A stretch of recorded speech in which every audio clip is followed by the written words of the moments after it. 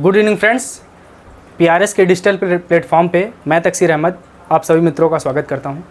चलिए मित्रों, आज बात करेंगे हम एक्सरसाइज 5.2 की क्वेश्चन नंबर 18 से। और आज जो बचा हुआ है 18, 19, 20, आज हम लोग इन 3 क्वेश्चन को अच्छे से देखेंगे और समझेंगे। देखिए क्वेश्चन क्या है, किसी AP के चौथे और 8वें पदों का योग जो है 24 दिया गया है। बहुत ही आसान क्वेश्चन है और ऐसा क्वेश्चन एग्जाम में भी आपके पूछा जाता है। देखिए क्वेश्चन क्या है, किसी AP के चौथे और 8वें पदों का योग 24 है तथा 6वें तथा 10वें पदों का योग 44 है, तो इस AP के प्रथम 3 पद ज्ञात कीजिए। जैसे ही पूछा क्या गया है, देखिए पूछा गया AP के 3 पद, मतलब हमको AP निकालना है। तो हम पहले ही बताए हैं, जब AP की बात करें कि हमको AP निकालना है बेटा, तब हम क्या करते हैं, हमारे पास 2 चीज़ें हमको पता होना चाहिए। A पता होना चाहिए और साथ में उसके साथ साथ D हमको पता होना चाहिए। A और D अगर हमको पता चल गया तो हम AP आसानी से निकाल सकते हैं। तो अब हम क्या ऐसा करें कि हमको A और D हमको मिल जाए। तो देखिए AP के चौथे पद और 8वें पदों का योग 24 दिया गया है। तो अकॉर्डिंग टू द क्वेश्चन हम देखते हैं, या प्रश्नानुसार आप जो आपको उचित लगे लिख लीजिए। देखिए क्या दिया गया है, चौथे पद और 8वें पदों का योग 24 है। तो देखिए चौथा पद को क्या लिख सकते हैं हम, A4 प्लस 8वें पद को क्या लिख सकते हैं, A8। और इन दोनों का योग कितना दिया गया है बेटा, इन दोनों का योग दिया गया है 24 दे दिया गया है। अब A4 को क्या लिख सकते हैं, A प्लस 3D लिख सकते हैं। चलिए इसको लिख दीजिए A plus 3D, plus A8 को क्या लिख सकते हैं, A प्लस 7D। तो इसको लिख दीजिए A प्लस 7D इक्वल 24। यहां तक कर दिया हमने। अब ध्यान से देखेंगे तो इसको थोड़ा सॉल्व कर लीजिए। 7D, देखिए इसको सॉल्व करिए आगे। तो देखिए A और A जुड़ जाएगा, कितना हो जाएगा 2A। तो इसको लिखेंगे 2A प्लस 7 और 3 जुड़ जाएगा, कितना हो जाएगा 10 हो जाएगा, प्लस 10D इक्वल हो जाएगा 24 के। समझ में आ गया। अब यहां ध्यान से अगर देखेंगे बेटा तो 2 कॉमन है, 2 कॉमन है तो 2 से भाग दे दीजिए दोनों पक्षों में। जब 2 से दोनों पक्षों में भाग देंगे तो यहां से 2 कैंसिल होकर A बचेगा, और यहां से कैंसिल होगा तो 5 आएगा 5D, और यहां से भी कैंसिल होगा तो कितना आएगा 12 आएगा। 2 कॉमन था इसलिए 2 हमने भाग दिया। 2 हमने भाग का मतलब है 2 जब नीचे लिखेंगे, देखिए ऐसे 2A बर अपान 2 लिखेंगे तो 2 से 2 कैंसिल हो जाएगा तो केवल A बचेगा। ऐसे 10/2 लिखेंगे तो 5 बचेगा, 24/2 लिखेंगे तो 12 बचेगा। अब इसको इक्वेशन नंबर आप फर्स्ट मान लीजिए। आपने इससे ये बनाकर इक्वेशन नंबर फर्स्ट बना दिया। अब सेम काम करेंगे 6वें और 10वें पदों का योग। तो फिर वही लिखेंगे अकॉर्डिंग टू द क्वेश्चन, या तो सेकंड शर्तानुसार कुछ भी लिख सकते हैं। प्रथम शर्तानुसार यहाँ से लिख दीजिए, सेकंड शर्तानुसार आप यहाँ से लिख दीजिए, जो आपको उचित लगे। ठीक है, देखते हैं हम 10वें पदों का योग को मतलब A6 प्लस A10, इनका दोनों का योग कितना दिया गया 44 दिया गया। आप इसको 44/44 लिख दीजिए। अब A6 को क्या लिख सकते हैं आप, A6 को लिखते हैं A प्लस 5D, तो इसको लिखिए A plus 5D plus A10 को क्या लिख सकते हैं, A10 को आप लिखते हैं A प्लस 9D इक्वल 44 है। आप 44 को ऐसे लिख देंगे। अब इसको जब आगे सॉल्व करेंगे तो देखिए A और A जुड़ जाएगा, कितना हो जाएगा 2A। तो आप इसको लिखेंगे 2A प्लस, अब यहां से देखिए 9, 5, 14 होगा तो ये 14D हो गया, तो यहाँ पे 14D करिए, बराबर 44 दिया गया है, 44 यहाँ पे ऐसे लिख देंगे। समझ में आ गया। अब फिर से अगर ध्यान देंगे इसमें तो फिर देखिए बेटा 2 कॉमन है, फिर 2 कॉमन है तो 2 से फिर भाग देंगे। जब 2 से भाग देंगे तो यहाँ क्या बचेगा, A बचेगा, प्लस यहाँ क्या बचेगा, 2 से डिवाइड करेंगे 14 को 7 टाइम जाएगा, 7D हो गया, बराबर 44 को डिवाइड करेंगे कितना आएगा 22 आएगा, तो ये हो गया 22। इसको मानेंगे इक्वेशन नंबर सेकंड। अब देखिए इक्वेशन नंबर फर्स्ट और सेकंड दोनों ही लीनियर इक्वेशन के फॉर्म में है। जब लीनियर इक्वेशन के फॉर्म में है तो हम इसको एलिमिनेशन मेथड से, मतलब विलोपन विधि से सॉल्व करके और A और D का मान आसानी से निकाल सकते हैं। तो वही करते हैं। तो यहाँ पर आगे देखिए लिखेंगे समीकरण 1 व समीकरण 2 से, समीकरण 1 व समीकरण 2 से। अब देखिए समीकरण 1 क्या दिया है, A प्लस 5D बराबर दिया गया है 12 आपको। तो A प्लस 5D इक्वल दे दिया है 12, और समीकरण 2 कितना दिया है, A प्लस 7D इक्वल आपको दे दिया गया है कितना 22। तो आपको ये 22 दे दिया है। अब इन्हीं दोनों इक्वेशन से आप ए और डी का मान निकालिए। तो देखिए हमको इसको किसी एक पद को कैंसिल करना रहता है, तो ए को कैंसिल करना है तो इसका मतलब नीचे के साइन बदलने पड़ेंगे, और नीचे के साइन बदलने से पहले हमको यहाँ पे तब लिखना पड़ेगा कि समीकरण 1 व 2 को घटाने पर, तो लिख दीजिए हमने घटाने पर। अब नीचे के साइन बदल जाएंगे, ये प्लस में है तो ये माइनस में, ये प्लस है तो ये माइनस में, ये प्लस है तो माइनस में। ये सब विधियां हम बता चुके हैं पहले से ही आप लोगों को। ये कैंसिल हो गया। अब देखिए 7d है और यहाँ पे 5d है, माइनस हो जाएगा, 7 में से 5 जाएगा, कितना आएगा 2 आएगा, तो यहाँ पे 2d करेंगे, और चिन्ह किसका रहेगा माइनस करेगा, तो यहाँ पे माइनस करेंगे बराबर। अब यहाँ पे देखिए ये 22 है और ऊपर 12 है, तो 22 में से 12 घट जाएगा, कितना आएगा 10 आएगा, और चिन्ह किसका रहेगा बड़े वाले का, तो बड़े वाले का चिन्ह क्या है माइनस। यहाँ भी माइनस है, यहाँ भी माइनस है, कैंसिल हो जाएगा। डी का मान निकालना है इसलिए 2 को उस तरफ ले जाएंगे, तो इधर मल्टीप्लाई में उधर जाएगा तो डिवाइड में हो जाएगा, तो डी इक्वल क्या हो जाएगा 10/2। इससे इसको काटेंगे तो कितना आ गया डी का मान 5, तो डी बराबर देखिए बेटा आ गया 5। अब डी का मान पता चल गया। अब डी का मान उठाकर किसी भी एक इक्वेशन में रखिए, चाहे पहले में रख दीजिए चाहे दूसरे में रख दीजिए, आपको ए का मान निकल जाएगा। तो वही करते हैं, लिखिए डी का मान समीकरण 1 में रखने पर, डी का मान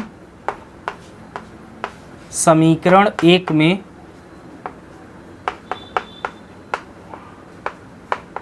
रखने पर, तो समीकरण 1 में रखिए डी का मान। तो समीकरण 1 क्या है, a + 5d बराबर 12 दिया गया है, तो इसको लिखिए a + 5d = 12 दिया गया है। तो देखिए d का मान कितना है 5 है, तो यहाँ पर 5 रख दीजिए, तो a + 5 × 5 = 12 यहाँ पे दिया गया है। तो a ही रहेगा, प्लस 5 का मल्टीप्लाई 5 में करेंगे तो कितना हो जाएगा 25, तो ये हो गया 25 = 12। समझ में आ गया ना। अब देखिए a का मान निकालने के लिए 25 को हम उस तरफ ले जाएंगे, तो ये इधर प्लस में है, तो उधर जाएगा तो माइनस में हो जाएगा, तो यहाँ पे देखिए, तो a बराबर क्या करेंगे 12 माइनस 25 उस तरफ जाएगा तो माइनस में हो जाएगा, तो 25 हो गया। तो अब देखिए यहाँ से बेटा 25 में से 12 को माइनस करेंगे, क्योंकि ये तो छोटा है तो माइनस होगा नहीं, तो 25 में से 12 माइनस करेंगे तो 13 आएगा, लेकिन चिन्ह किसका रहेगा, चिन्ह माइनस का रहेगा, क्योंकि 25 बड़ा है इसलिए माइनस। तो देख रहे हैं यहाँ पर a भी आपको मिल गया है और d भी आपको मिल गया है। तो कितने पद निकालने हैं, प्रथम 3 पद, तो प्रथम 3 पद निकालेंगे। देखिए जगह नहीं है ज़्यादा, इसलिए हम इस चीज़ को यहाँ पर लिख दे रहे हैं, आप समझ लीजिएगा। AP के प्रथम 3 पद, तो पहला पद a होता है, तो a का मान कितना आ गया है -13 आ गया है, तो -13 हो जाएगा। अब दूसरा पद निकालने के लिए बस इसी में d को जोड़ते जाते हैं, तो d कितना है 5 है, तो -13 में जब d जोड़ेंगे, देखिए ये -13 दिया गया है और d का मतलब +5 को आप जोड़ रहे हैं, तो जोड़ रहे हैं तो प्लस का साइन लगाएंगे। अब यहाँ पे देखेंगे तो दोनों अलग अलग साइन हो गए, जब अलग अलग साइन हो जाता है तो माइनस होता है, तो 13 में से 5 जाएगा, कितना आएगा 8 आएगा, और 8 लिख देंगे, चिन्ह किसका रखेंगे माइनस का, तो माइनस, तो दूसरा पद जो आएगा -8 आएगा। अब तीसरा पद निकालने के लिए -8 में कितना जोड़ेंगे 5 जोड़ेंगे, तो जब -8 में आप 5 जोड़ेंगे तो फिर अलग अलग साइन, मतलब फिर माइनस होगा, तो 8 में से 5 जाएगा 3 आ जाएगा, चिन्ह किसका रहेगा माइनस का, तो यहाँ पे रख देंगे आप -3। आ गया समझ में। तो ये आप और आगे भी कर सकते हैं, लेकिन हमको केवल 3 पद चाहिए, तो हमारे पास ये 3 पद मिल गए। ठीक है, आप इसकी स्क्रीनशॉट लीजिए, फिर हम अगले की बात करते हैं। चलिए बच्चों क्वेश्चन नंबर 9 की बात करते हैं। देखिए क्वेश्चन नंबर 9 क्या है। सुब्बा राव ने 1995 में 5000 के मासिक वेतन पद पर कार्य आरंभ किया और प्रत्येक वर्ष 200 की वेतन वृद्धि प्राप्त की। किस वर्ष में उसका वेतन 7000 रुपये हो गया। ये क्वेश्चन देखने में जितना कठिन लग रहा है, सॉल्व करने में ये उतना ही ज़्यादा आसान है। देखिए कैसे क्वेश्चन, जब हम पहले ही बोलें जब वर्ड प्रॉब्लम रहे तो उसको 1 से 2 मरतबा जरूर आप पढ़ा करिए, आपको क्वेश्चन आप ऑटोमेटिक समझ में आ जाएगा। देखिए क्या है, सुब्बा राव ने 1995 में, तो ये काम स्टार्ट कर रहा है, कोई सुब्बा राव है वो 1995 से कार्य करना शुरू कर रहा है। तो देखिए हम यहाँ डालते हैं 1995। अब 1995 में जो उसकी सैलरी है वो कितनी है 5000 रुपये, तो उसकी जो सैलरी है वो 5000 रुपये है। ठीक है, 1995 में कितनी है 5000 रुपये। साथ में उसने बोला है कि मासिक वेतन पर कार्य आरंभ किया, मतलब 5000 रुपये पर मंथ। और प्रत्येक वर्ष 200 रुपये की वेतन वृद्धि हो रही है प्रत्येक वर्ष। तो इसका मतलब 1995 में 5000 रुपये है, तो 1995 के बाद 1996 आता है, 96 आता है ना, 97 तो नहीं आता। हाँ, तो 1995 के बाद 1996 आएगा।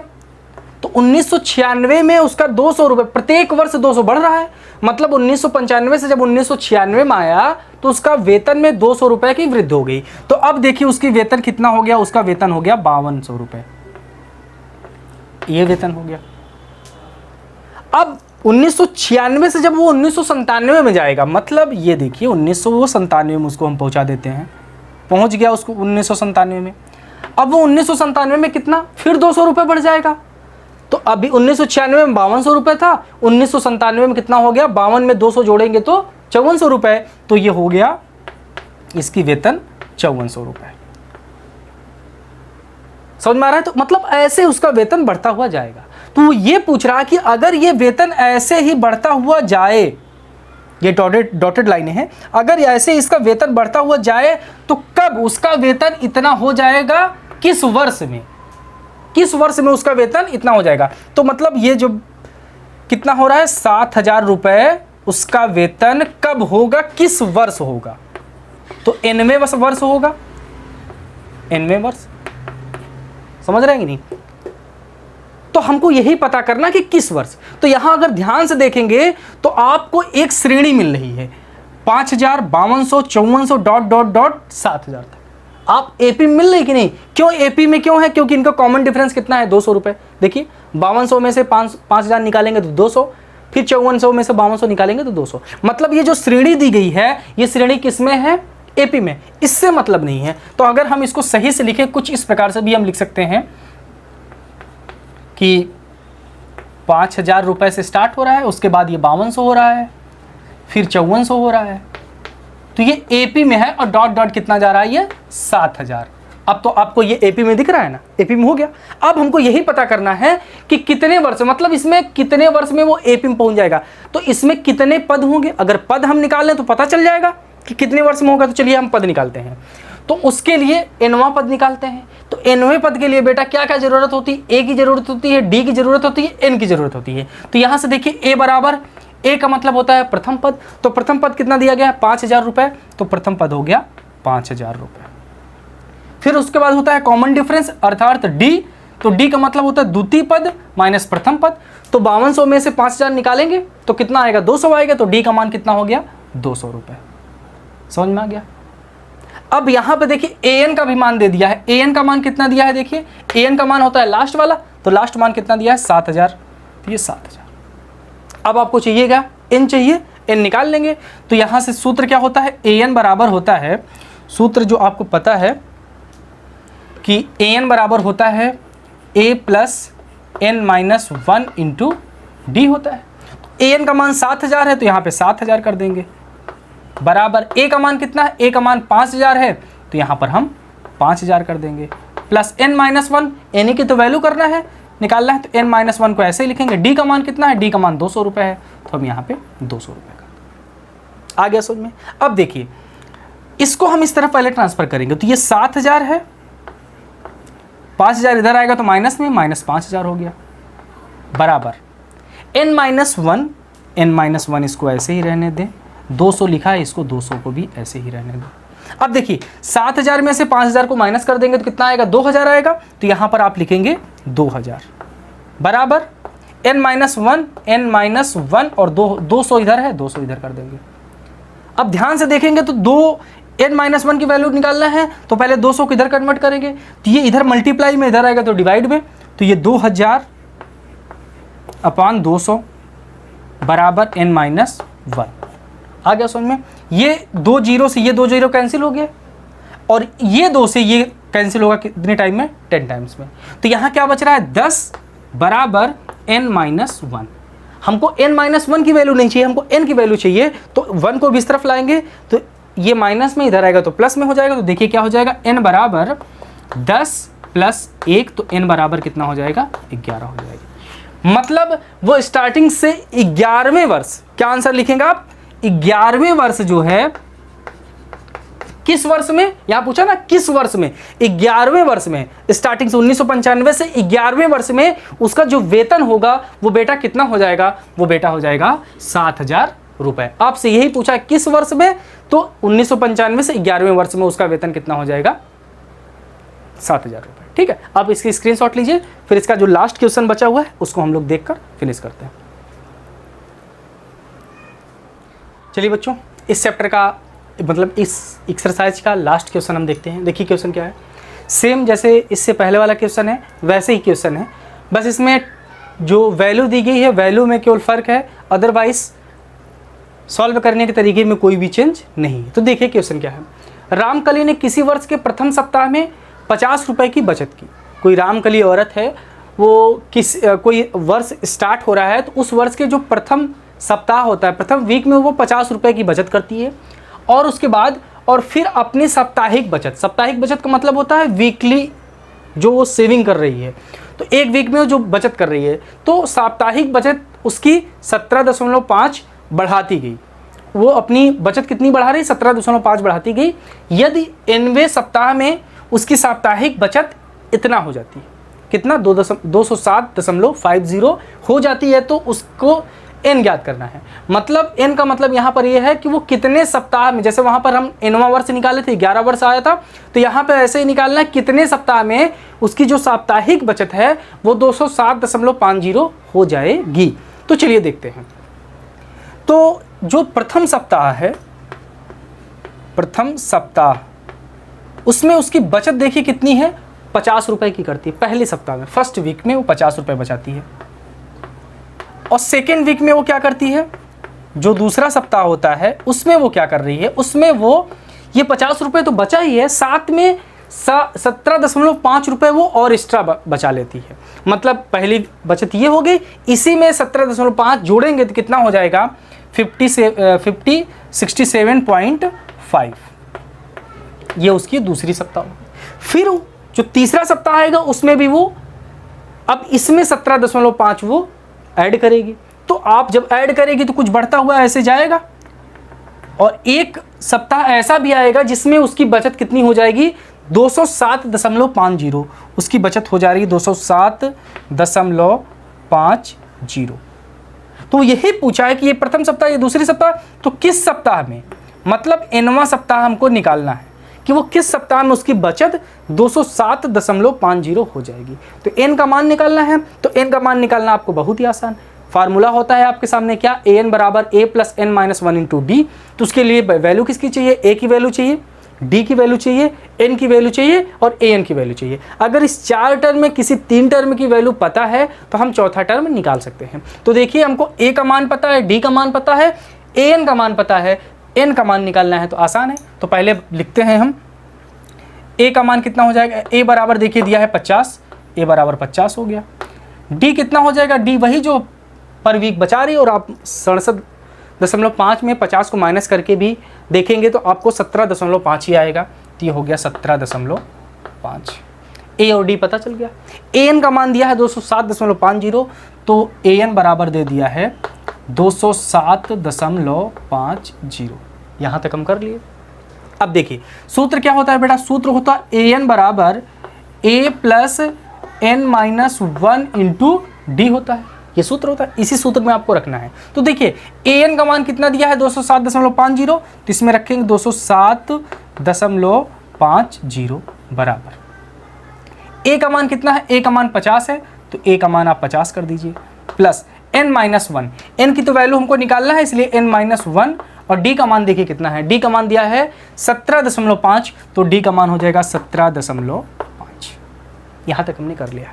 अब इसको आगे सॉल्व करने के लिए क्या करेंगे, पहले इस 50 को आप इधर ट्रांसफ़र करेंगे, तो ये देखिए 207.50, 50 इधर आएगा तो माइनस में माइनस 50 इक्वल n माइनस 1 है, तो n माइनस 1 और मल्टीप्लाई 17.5 ये है, इसको ऐसे ही लिख देंगे। अब 207 में से 50 को माइनस कर दीजिए, तो यहाँ पे देखिए माइनस करते हैं, तो देखिए इसलिए लिख रहे हैं, इसको समझ लीजिए आप। 207.50 में आपको 50 माइनस करना है, तो 50 आप इसके नीचे मत लिख दीजिएगा क्योंकि ये पॉइंट में है। 50 कैसे लिखेंगे आप, 0 इसके नीचे 5 इसके नीचे, ऐसे लिखेंगे। गलती से भी इधर मत लिख दीजिएगा। अब यहाँ पे दशमलव आप लगा के 0 0 बढ़ा सकते हैं। तो अब मैं माइनस करेंगे तो ये तो 50 ऐसे ही आ जाएगा। अब यहाँ से खेल स्टार्ट होगा, 7 में से 0 जाएगा, 7 ही रहेगा। यहाँ 10 हो जाएगा, 10 में से 5 जाएगा, 5 आएगा, तो ये आएगा कितना हो गया 157, और बीच में यहाँ दशमलव लग जाएगा तो 157.50। तो इसको माइनस करने पर आएगा 157.50 बराबर n-1 और 17.5 को इस तरफ ट्रांसफ़र कर देंगे, क्योंकि ये इधर मल्टीप्लाई में, इधर आएगा तो डिवाइड में, तो ये डिवाइड में आएगा तो कितना हो जाएगा 17.5 हो गया। तो ध्यान से यहाँ पे अब इसको सॉल्व करना है हमको। देखिए अब इसको 0 तो आप ऑलरेडी बढ़ा ही सकते हैं, तो यहाँ भी दशमलव है, यहाँ भी दशमलव है, सेम 1 डिजिट के बाद है, इसलिए हम यहाँ कैंसिल कर देंगे। तो ये कितना बचेगा बेटा, देखो 1575/175 बराबर n-1 आ रहा है। देखा। अब देखिए बच्चों ये आ गया इतना। अब हमको यहाँ से देखिए n का मान निकालना है, तो 175 में से 1575 को क्या करेंगे, डिवाइड कर देंगे। तो अगर इसको आप डिवाइड करेंगे तो देखेंगे ये 175 में से ये 9 टाइम्स में डिवाइड हो जाएगा, तो 175 से ये 9 टाइम्स में डिवाइड हो गया। अब ये बचा कितना, इधर देखेंगे तो n-1 बराबर 9 आ रहा है। अब n का मान निकालना है तो -1 को उस तरफ ले जाएंगे, तो n बराबर 9 और +1, तो n बराबर कितना हो जाएगा 10। मतलब कि वो 10वां सप्ताह होगा जिसमें उसकी जो साप्ताहिक बचत है वो 207.50 हो जाएगी। ठीक है, तो इस प्रकार से आपका 5.2 एक्सरसाइज कंप्लीट होती है। आज हम ज़्यादा क्वेश्चन नहीं ले रहे हैं क्योंकि इसके आगे क्वेश्चन नहीं है। अब 5.4 को 3 को स्टार्ट करेंगे तो उसका इंट्रो पार्ट है, तो हम आज नहीं, इसका क्लास अगली क्लास में लेकर हम पहले उसका इंट्रो पार्ट बताएंगे, देन उसके बाद उसके क्वेश्चन सॉल्व करेंगे। तो आप इसका स्क्रीनशॉट ले लीजिए, और कोई भी अगर और दिक्कत आपको आ रही है तो आप ज़रूर हमको कमेंट बॉक्स में कमेंट करके बताइए कि सर हमको ये प्रॉब्लम आ रही है, हम उस प्रॉब्लम को ज़रूर सॉल्व करेंगे। स्क्रीनशॉट ले लीजिए।